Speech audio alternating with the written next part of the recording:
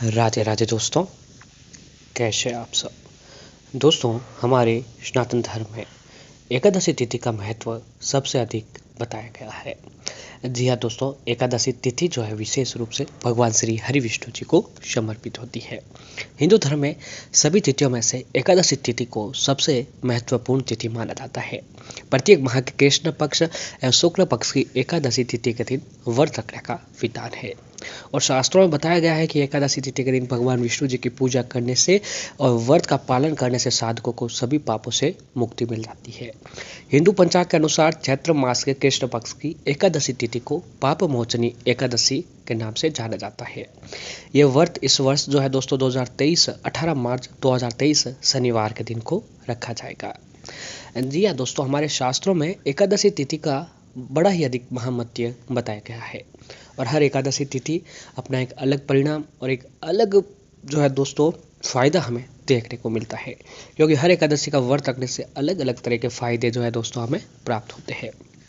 तो हमारे शास्त्रों में बताया गया है कि मनुष्य जाने अनजाने में कुछ ऐसे पाप कर बैठता है जिसके कारण इसे जीवन में व अगले जीवन में दंड भोगना जरूर पड़ता है। तो ऐसे में इन पापों से बचने के लिए पाप मोचनी एकादशी का व्रत को बहुत ही अधिक महत्वपूर्ण माना जाता है। जी हाँ दोस्तों, तो अगर आप भी पाप मोचनी एकादशी तिथि का व्रत रखते हैं तो घर में सुख समृद्धि और धन दौलत की प्राप्ति होने लगती है और जाने अनजाने में हम लोगों से जो कुछ भी पाप हो रखा है उन पापों से जो है दोस्तों हमें छुटकारा प्राप्त होता है। दोस्तों, पाप मोचनी एकादशी का व्रत महत्व क्या है कि धर्म ग्रंथ एवं पुराणों में बताया गया है कि एकादशी का व्रत रखने से व्यक्ति के सभी कष्ट और दुख जो है दूर हो जाते हैं। वही पाप मोचनी एकादशी व्रत रखने से अनजाने में हुई गलतियों से साधक को छुटकारा मिल जाता है और इसे सहस्त्र गोदान यानी 1000 गोदान के समान पुण्य की प्राप्ति होती है। जिस तरह भगवान श्री राम एवं रावण का वध करने के बाद ब्रह्मा हत्या का दोष लग गया था और उन्होंने इस दोष से मुक्ति पाने के लिए कपाल मोचन तीर्थ में स्नान और तप किया था। ठीक उसी प्रकार पाप मोचनी एकादशी के दिन भगवान विष्णु जी की आराधना करने से सभी प्रकार के दोष जो है दोस्तों दूर हो जाते हैं।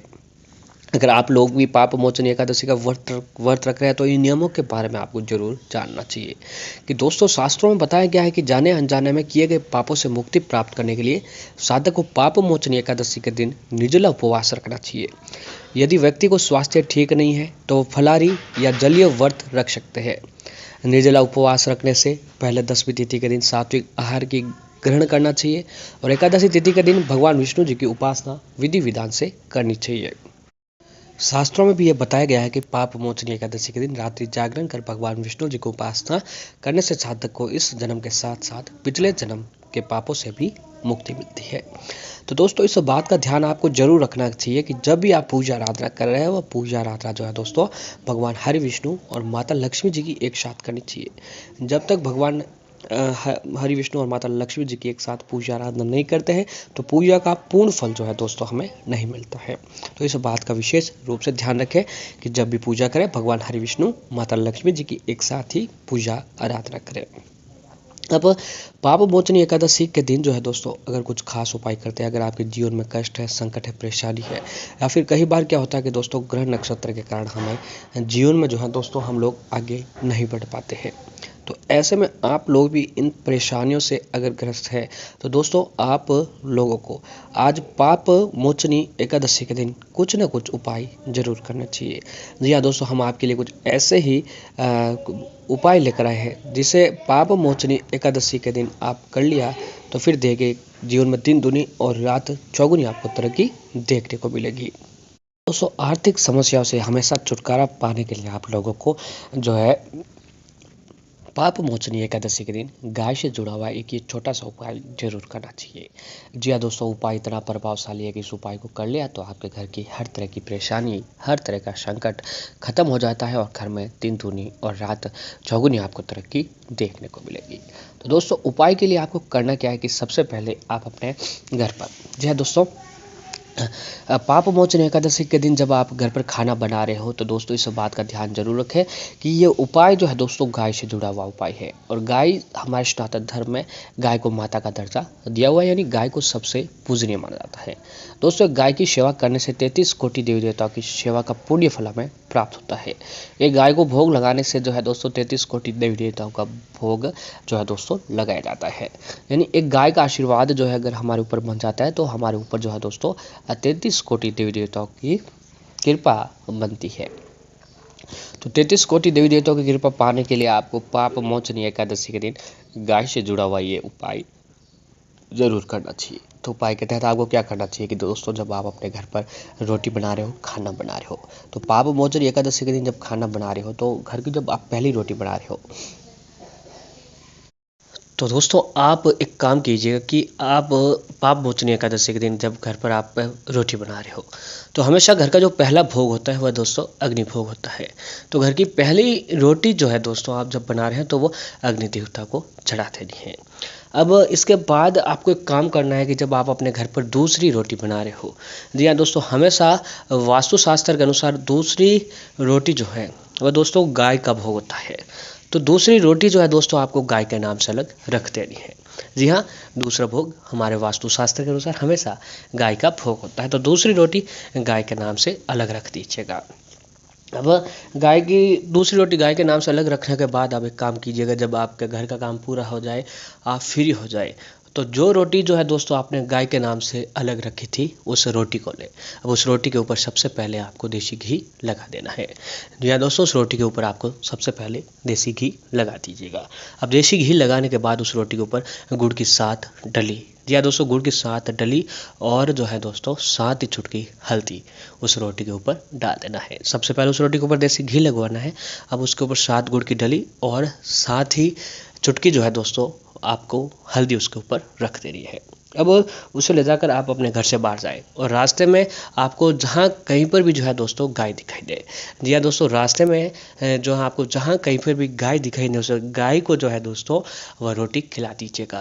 अब गाय को वह रोटी खिलाते हुए आपकी जो परेशानी है, जो भी कष्ट है, जो भी संकट है, तो दोस्तों उसे गाय को खिला दीजिए और रोटी खिला दीजिए और गाय के ऊपर जो भी परेशानी, कष्ट, संकट है उसे बोलते हुए गाय के ऊपर हाथ फेरते हुए जो है गाय को वहाँ से विदा कर दीजिएगा।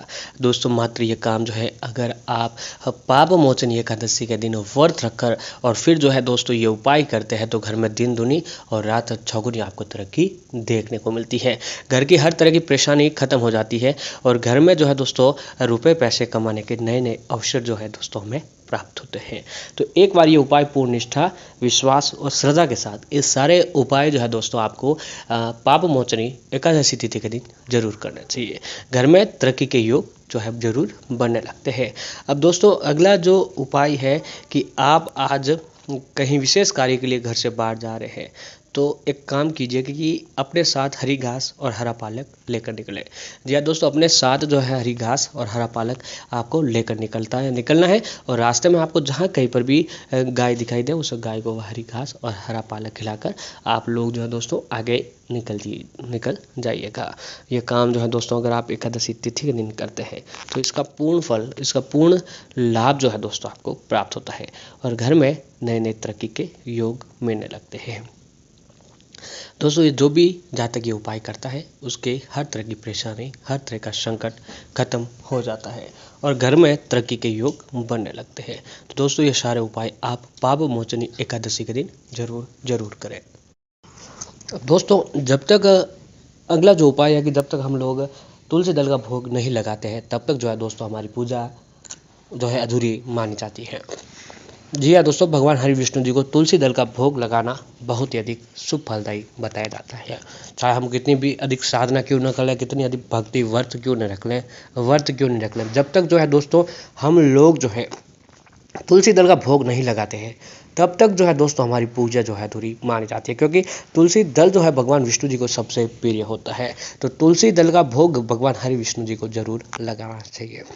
तुलसी दल के भोग के बिना भगवान हरि विष्णु जी की पूजा अधूरी मानी जाती है।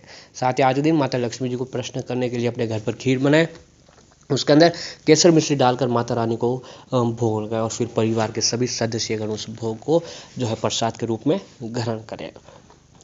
ऐसा करने से माता लक्ष्मी जी की विशेष कृपा आपके ऊपर बनने लगती है। अगला जो कार्य है कि दोस्तों आज एकादशी तिथि के दिन जो है तुलसी जी के समीप सुबह व शाम एक देसी घी का धूपक जरूर लगाएं और ओम नमो भगवते वासुदेवाय नमः मंत्र का जाप करते हुए 7 बार परिक्रमा करनी चाहिए। ऐसा करने से भगवान हरि विष्णु माता लक्ष्मी जी की कृपा जो आपके ऊपर पड़ने लगती है।